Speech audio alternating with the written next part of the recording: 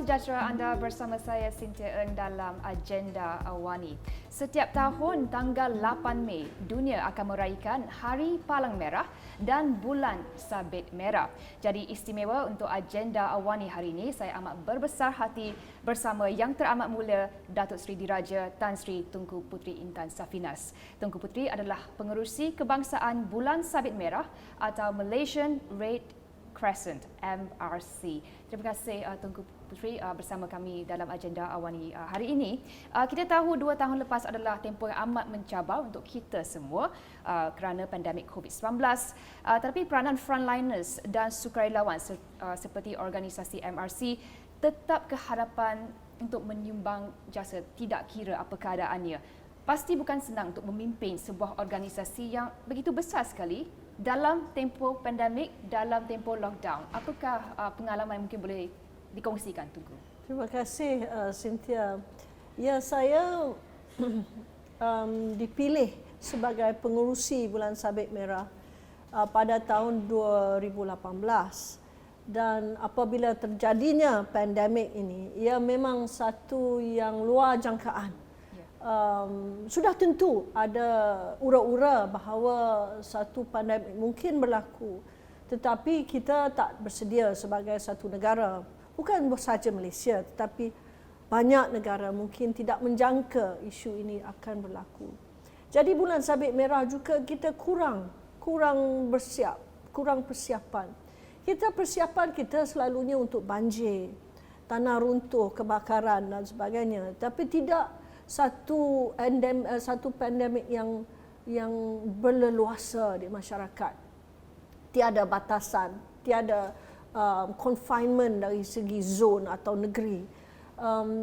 Jadi sebagai satu organisasi kemanusiaan yang saya rasa terbesar di dunia, kita perlu bergerak sebagai satu organisasi yang organize, yang teratur dan strategik.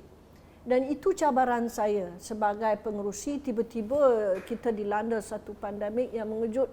Tiba-tiba ramai orang ke hospital dan dalam situasi yang tenat di ICU pula di taraf maksima. Pusat-pusat terpaksa dibuka. Jadi kita dalam keadaan krisis. So di mana fungsi Bulan Sabit Merah kita sebagai auxiliary ataupun sebagai organisasi yang diwartakan oleh Parlimen, kita wajib berganding bahu dengan kerajaan dan bersama-sama masyarakat di grassroots, di front line di mana kita diperlukan. So setiap daerah dan negeri diberi tugasan untuk membuat pergerakan strategi masing-masing dengan koordinasi dari ibu pejabat yang diketuakan oleh saya sendiri. Jadi kita perlu tengok kepada keperluan masyarakat dari segi makanan. Ada yang terjejas. Jadi baku-baku makanan diedarkan.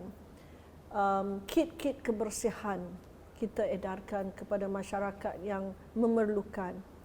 Kita mula membuat psychosocial support, pusat-pusat talian di mana orang boleh menelefon, dapat sharing kenaan dengan mental health ataupun tekanan emosi mereka.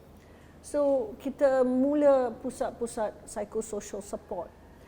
Dan program vaksinasi kita, saya amat berbangga mendapat amanah daripada kerajaan untuk membuat house to house, rumah ke rumah vaksinasi untuk mereka yang memang tidak boleh ke pusat vaksinasi, mereka yang tersantai di rumah, mereka yang tidak boleh keluar rumah, mereka yang bedridden dan juga mereka yang takut ke pusat-pusat vaksinasi, iaitu seperti gelandangan, seperti mereka yang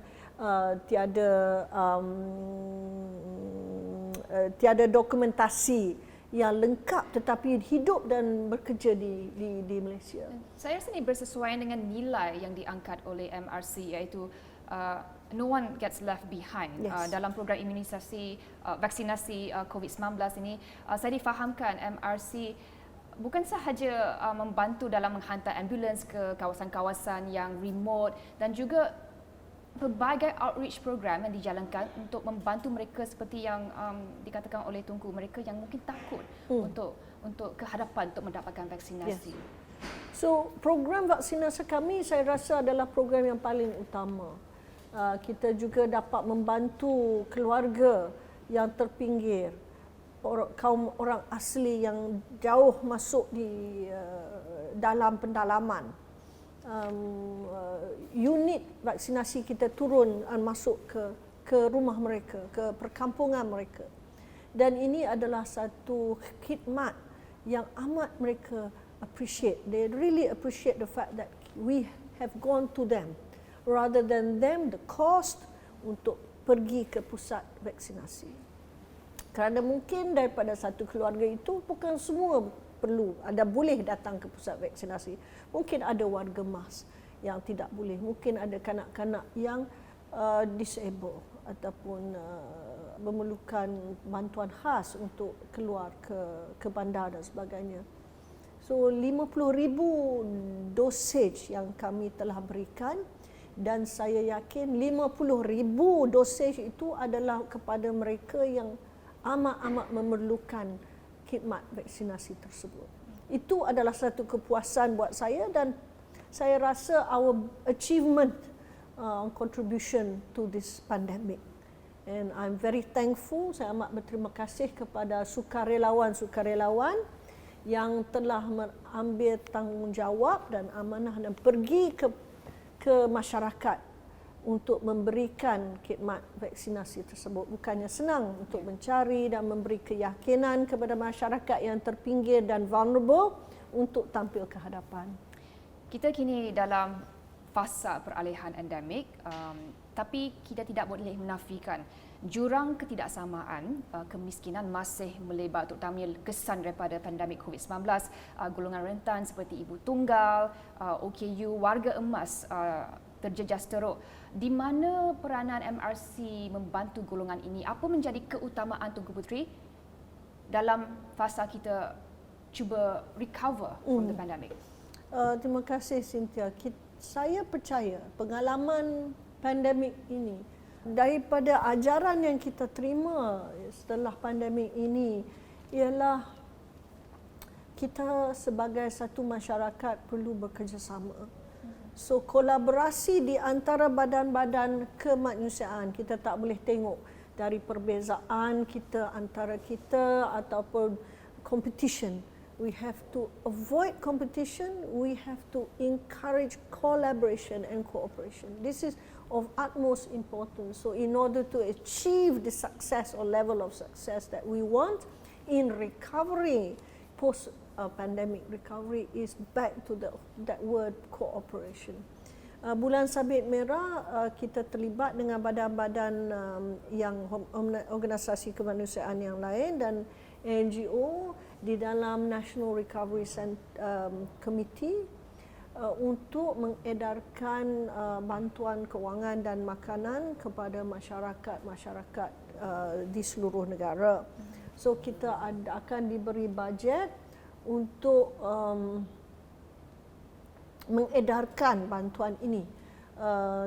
So saya perlu mendapat maklumat daripada akar umbi, daripada sukarelawan kita sendiri di daerah dan kampung, di mana keperluan, siapa yang memerlukan, siapa yang ada anak-anak, siapa ibu tunggal tu, siapa yang ada anak-anak yang memerlukan pendidikan khas dan sebagainya. So dari situ kita boleh membina satu profil masyarakat yang boleh kita beri sedikit bantuan dan menjalankan mandat kami untuk membantu, to assist the government to deliver goods and services to the needy and the most vulnerable. This is our mandate. How do you ensure there's no overlap in giving out a system mobilization of aid? Because when disaster strikes, duplication happens and there are overlaps. So dalam aspek tersebut, bagaimana memastikan bahawa apabila memberikan bantuan ada satu struktur yang lebih berkesan dan ia betul-betul sampai kepada mereka yang memerlukan? Yes, a good question. This is a very good issue and a very important issue that we need to work together with government and also other humanitarian organizations, is to avoid duplication. So when a disaster happens, we don't all push to the same village, the same town, providing the same products and the same goods. So to cooperate with each other to say, yes, you are there, we will go to the next village, or we will go and provide cash instead of goods. So in that way, I hope that we will reduce wastage. It is something which not just us, is a global challenge to reduce wastage. We can see from the crisis in Ukraine that people are giving things which are not needed.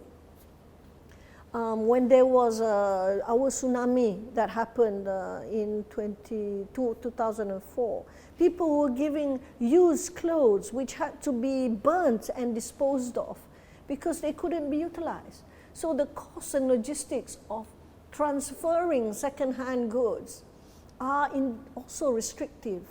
So we as a society have to be aware that in providing aid, we have to provide what is required. And we have to be quite sophisticated now. It's not just giving out second-hand jackets.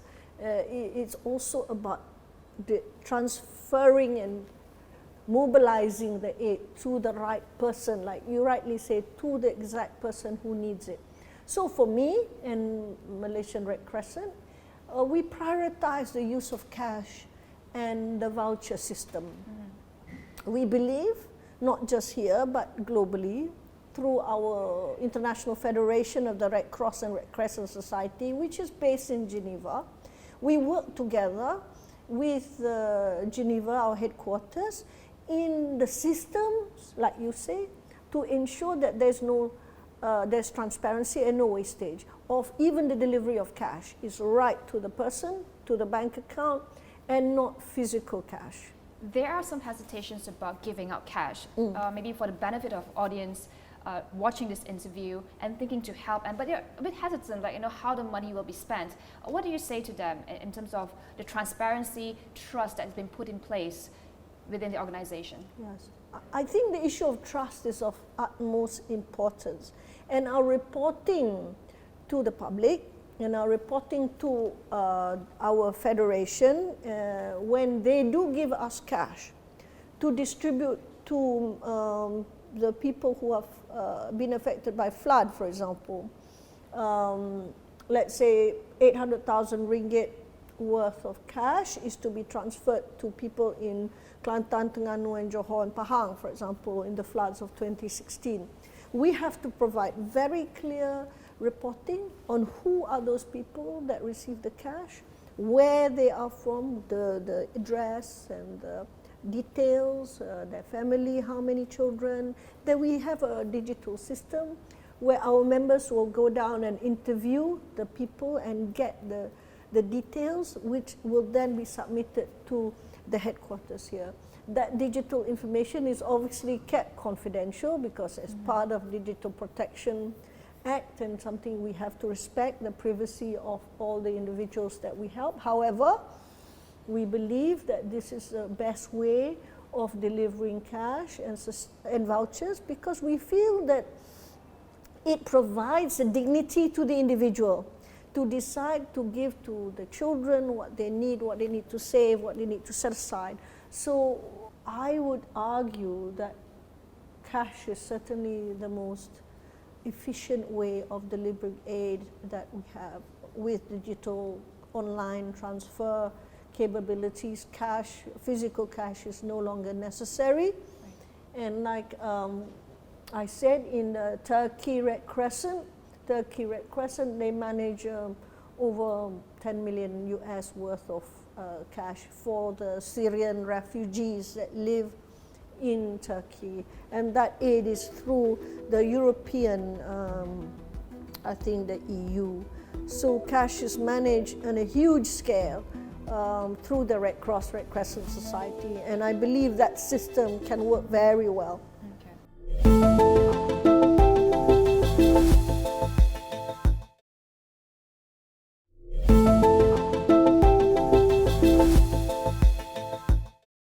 Tunku, I want to talk about your volunteers, MRC, because I believe they are the beating heart of the organization. Correct, yes. More than 14 million globally. In Malaysia, members about 200,000. Volunteers alone, I think it's about 15,000 or so. Talk to us about engaging volunteers, because in Malaysia, we know of Red Crescent from PBSM, Persatuan Bulan Sabit Merah. But often people tend to drop out after that, and once they get into the world, they're busy with work. Is it difficult to find motivated volunteers in this time and age? And perhaps the COVID pandemic has changed certain things. What are your thoughts? Volunteerism is always, I think, a driving force in any society. I think the quality of a society very much depends on the success of its volunteers and its spirit of volunteerism. I feel that any society can thrive through this element of volunteerism. We need it for a healthy society. The great religions encourage it, and it's part of a fabric of society, I believe, more so in times of crisis. The pandemic has made me realize that people have not shied away as volunteers. In fact, people have stepped forward to volunteer. And I'm very grateful for that. Not just Red Crescent, but in all walks of life. Community groups have popped up, neighborhood groups have popped up, informal networks have emerged to help each other. So I consider those to be part of the volunteer fabric of our society. We certainly need to build our own Red Crescent volunteer network, particularly among the adult community, because we need them to go to the front lines, to deliver the goods, to be part of this, to deliver messaging and courses and training to the community at large. So volunteers are always something that we need to build on. Mm-hmm. Your question about my observation is that I think the pandemic has taught us that, again, back to the issue of we cannot rely on the traditional methods of delivering aid, that the government are not going to be able to cover the needs of everyone, not every aspect. And we cannot expect the machinery of government to cover every aspect of life.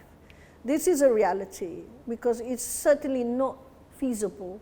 So what happens in between and to fill the gaps is ourselves, our individual capacity to help, our individual desire to be of help to our neighbors, our mosque, our church groups. It starts from there, and then on to other organizations such as the Red Crescent or the other organizations that you feel akin to.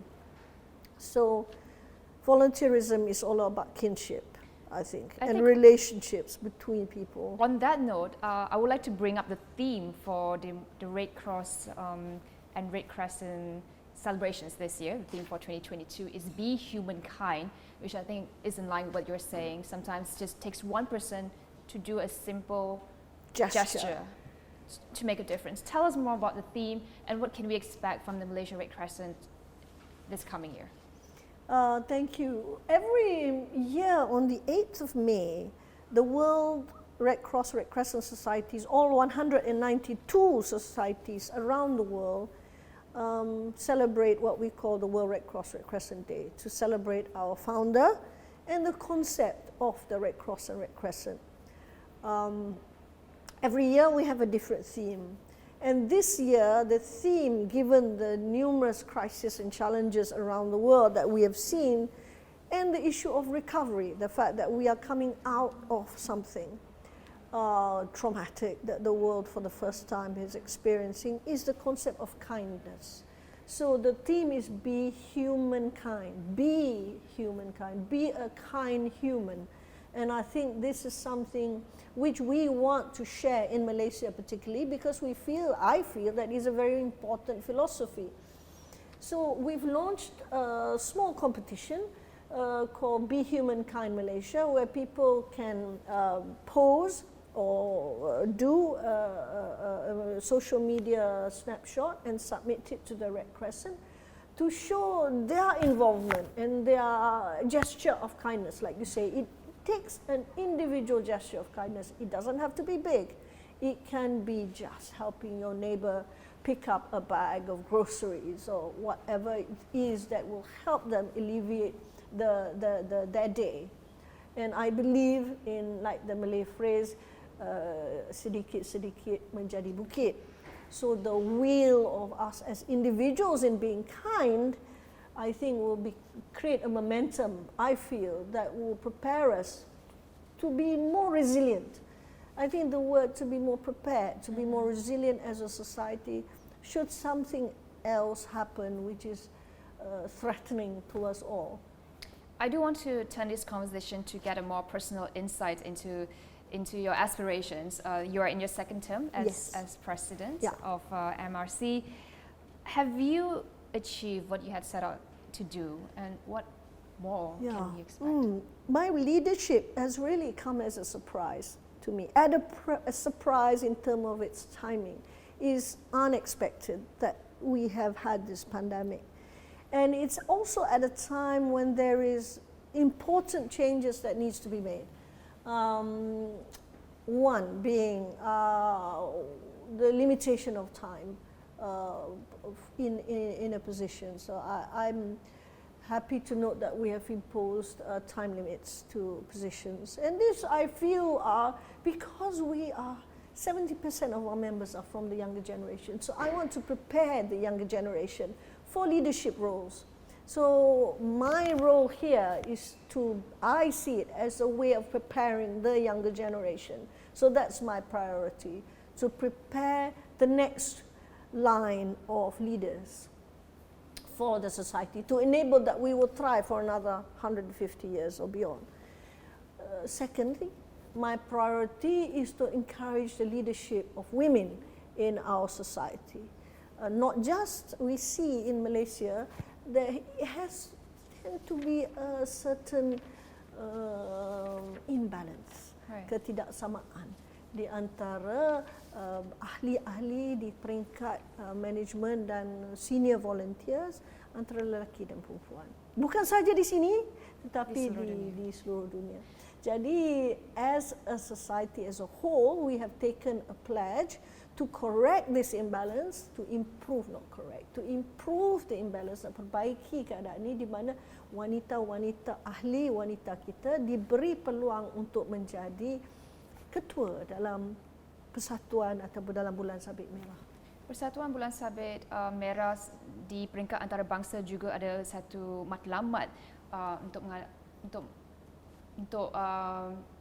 senior leadership roles dimiliki atau dilantik 50% adalah daripada wanita. Betul. Mungkin pandangan Tunku Puteri, betapa pentingnya ada representasi wanita dan juga diversity dalam leadership, terutamanya dalam humanitarian leadership. Ya, terima kasih. Dalam isu diversity dan inclusivity, is something that we take very seriously. We must represent the society in which we live. Kita mesti mewakili, menunjukkan representasi dari masyarakat kita.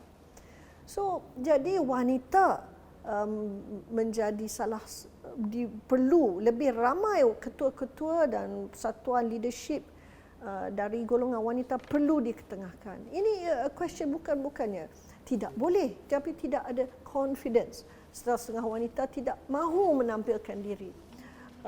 ke dalam persatuan kita. So there's something saya perlu memperbetulkan di persatuan di Bulan Sabit Merah itu sendiri. Again, it's a global issue. More women need to take the role. Jadi, wanita, remaja, those are two very, very important elements that we need to correct. Youth, pada hemat saya, lebih ramai remaja perlu diberi tanggungjawab untuk menjadi leaders dalam Bulan Sabit. Kerana ahli kita lebih kurang 70% adalah daripada golongan remaja. So for the first time pertama kali dalam sejarah kita ada ahli remaja yang menjadi ahli board of trustees. Okay. Mungkin soalan terakhir Tunku Puteri kerana masa tidak membenarkan. Bulan Sabit Merah Malaysia memang dekat di hati rakyat kerana kita mengenali kerja-kerja yang dilakukan, tetapi bergerak ke hadapan. Bagaimana Tunku Puteri melihat fungsi MRC dan juga bagaimana aspirasi Tunku Puteri untuk mengangkatnya lagi supaya dia menjadi a force not just within society to move good things but to ingrain the values that MRC has? Kita di Bulan Sabit Merah motivasi kita adalah untuk memertabatkan 7 prinsip asas. 7 prinsip itu supaya masyarakat berbilang bangsa hidup dalam suasana yang harmoni. Mereka yang memerlukan bantuan diberi bantuan. Masa bencana kita ada. Itu martabat kita.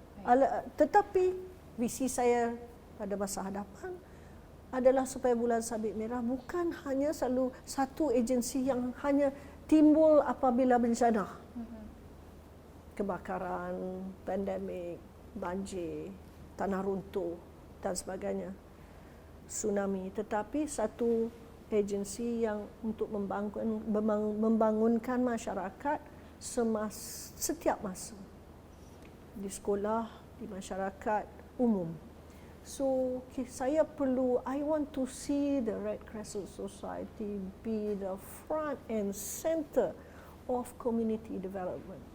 Be it disaster preparedness, be it health awareness, be it community engagement, be it programs about youth and diversity, youth and youth development, so that the youth feel that there are modules that they can get together and discuss issues which are very important to them, such as gender inequality, issues of bullying, issues of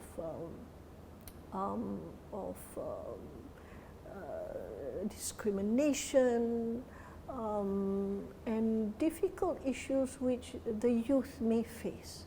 So, issues of mental health is very important, particularly in the youth, particularly in situations of post-pandemic.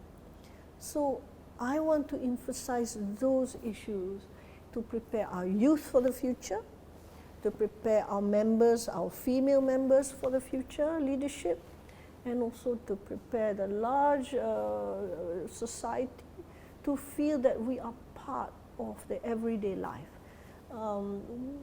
which I think there is still room to go. And I want to see us in collaboration with other agencies, not in competition.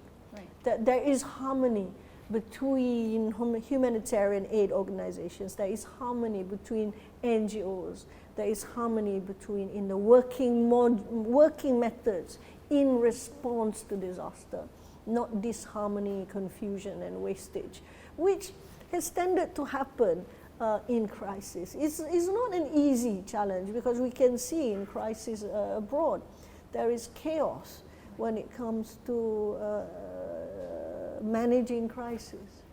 But in crisis, what we've seen the past 2 years is people want to help, people want to step up. Yes. to help, and that's a great thing. Thank you so much, Tunku Puteri, for sharing your thoughts Thank and you. also your aspirations for MRC.